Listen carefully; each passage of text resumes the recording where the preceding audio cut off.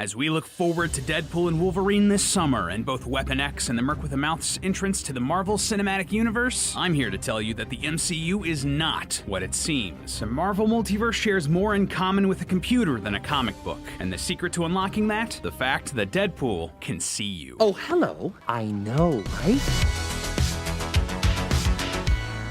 Hello, Internet. Welcome to Film Theory, the show that always knows when you're watching. I can see you, Trevor. Are you subscribed? You should be subscribed. I'll know if you're not. So, it's no secret that the MCU has been in some rough waters lately. For every certified banger like Loki or X-Men 97, we shall not live our days wondering if we could have saved more. It feels like we've had a misstep like Quantumania or Secret Invasion. Surprised to see me. It's been choppy enough that both Disney and Marvel have taken a step back and allowed for the franchise to rest. Yeah, for a franchise that's had 4 movies per year in the past, the only one set to release in 2024 is Deadpool 3, featuring the return of Hugh Jackman as the fan-favorite hero that made his career. I can't tell you, but it does rhyme with Wolverine. And honestly, I'm really looking forward to this one. Deadpool 1 and 2 were breaths of fresh air for the superhero genre, and the MCU could really use some of that energy right now. So what's this new Deadpool and Wolverine movie actually about? Well, it looks like Deadpool has been arrested by the literal continuity police over at the Time Variance Authority. You know, the Time Gestapo from Loki? Maybe for all that history changing he did at the end of Deadpool 2, maybe not. Deadpool is informed that you become part of a bigger universe. Oh, thanks, Nick. And the TVA needs Deadpool for some kind of community service that will presumably involve a lot of gunplay, sword swinging, and dirty jokes. Pegging isn't new for me, friendo, but it is for Disney. You know, basic Deadpool stuff. But the thing that really stuck out to me here, just how aware that Deadpool is that there's a lot riding on this movie. And I don't mean like the movie is aware. Literally, Deadpool, the character, seems to know that he has a lot of responsibility for the future of the MCU in our real world on his shoulders. I am Marvel Jesus. Now, don't get me wrong, this sort of meta humor isn't entirely new to Deadpool. He breaks the fourth wall all the time in the comics and in his movies. You might want to look away for this. But this is amongst the first times, at least in his movies, that it's more of a plot point, more or less. Which, of course, got my theorist brain doing the theorist thing and asking, why? Why is the TVA, which has plenty of tech and hardware at its disposal, bothering with Deadpool? This guy, who, apart from his healing factor and big mouth, is just kinda really good at guns and swords. Clearly, they think Wade has something that they don't. Wade, you are special. So, of course, I wondered, is there something more going on with this meta-analytical fourth wall breaking power than we first realize? Well, friends, after diving into it, looking at all the examples I could find of this sort of ability across Marvel multimedia, Deadpool's ability to break the fourth wall here tells us a lot more about the MCU than you might think. Spoiler alert, the Marvel Cinematic Universe is not what you imagine, and it has a lot more in common with the Matrix or Digimon than you first think. Suit up, loyal theorists, and do your best superhero landing. It's time to get down and dirty. But before we really dive into the nitty-gritty, we should clarify exactly what we mean by breaking the fourth wall. It's one of those slippery terms that people in media use all the time, like Chekhov's gun or save the cat, without considering if people actually understand what they're saying. The idea of the fourth wall dates back to live theater and the sort of pocket reality that theater characters exist in. In these sorts of live productions, the first 3 walls were the sides of the stage and the backdrop of the set, while the fourth wall was the invisible one between the performers and the audience. The audience can see in, but the characters in the play, or movie, or book, or whatever cannot see out. They are unaware that they're being watched, which makes it a big deal when a character suddenly does act like they can see the audience, or talks directly to the camera, or whatever. That is breaking the fourth wall. Did I leave the stove on? This matters because the ability to break the fourth wall is what really set Deadpool apart from a lot of other similar characters from the time when he was made. It basically let Deadpool shatter the mold and become this massively popular character that he is. See, Deadpool was created back in 1991 as a sort of villain of the week for the New Mutants, and in this debut he was basically just a guy with a cool costume, big guns, and a bunch of pouches. Like, a lot of pouches. It was a thing in the 90s. Deadpool, real name Wade Wilson was a sort of thinly veiled, original OC Do Not Steal ripoff of the DC villain Deathstroke, real name Slade Wilson. It was really not subtle. Regardless, because looking cool and being connected to the X-Men was all you really needed to be popular in the 90s, readers loved Deadpool enough that he was given his own solo series. But instead of just making another brooding anti-hero, writer Joe Kelly used the character to poke fun at the over-the-top, gritty, extreme 90s comics. And eventually, this is where Deadpool first started dropping jokes about being aware that he was in a comic book, talking to readers, interrupting editor notes, you know, that sort of thing. This caught on and became a staple of Deadpool's personality, with subsequent writers and artists leaning on the shtick so much that it's no longer just a funny thing that Deadpool does, it's core to the entire Deadpool brand at this point, across movies, animations, games. Don't need that. Edit that. You name it. But what exactly is this? Some sort of superpower? A result of the experiments done on Wade? At least in the films, that's always been the case. Though he makes quips and jokes all throughout, Wade never directly addresses the audience until after he gets his powers. Seriously, go watch the whole thing. He only acknowledges us once he goes through the Francis experiments, which activates any mutant genes lurking in your DNA. This is even consistent with the Deadpool version that appeared in X-Men Origins Wolverine. He didn't break the fourth wall until the post-credits scene, after he already had other mutant powers spliced into his body.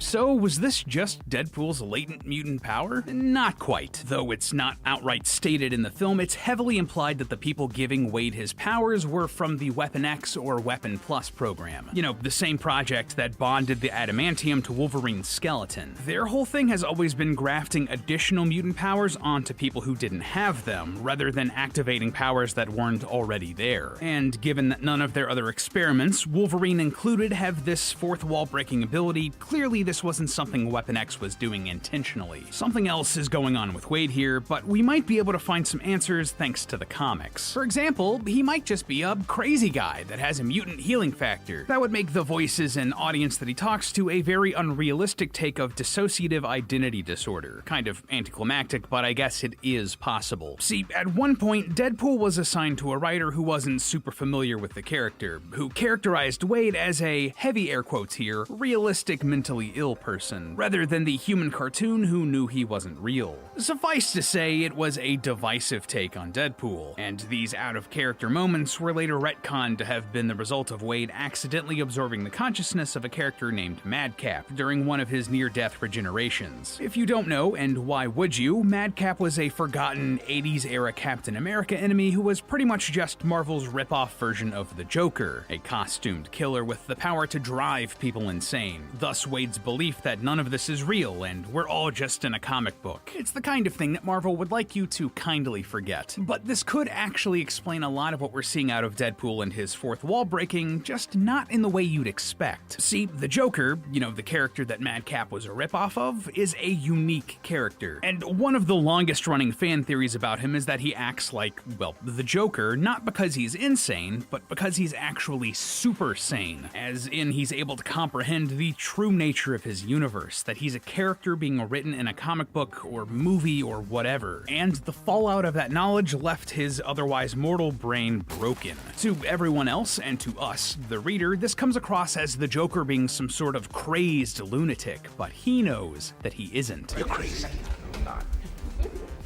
No, I'm not. Lending credence to this theory, in a few cases, different incarnations of the Joker have spoken directly to the audience, including in Batman the Animated Series. Sorry, the henchgirl role has been filled.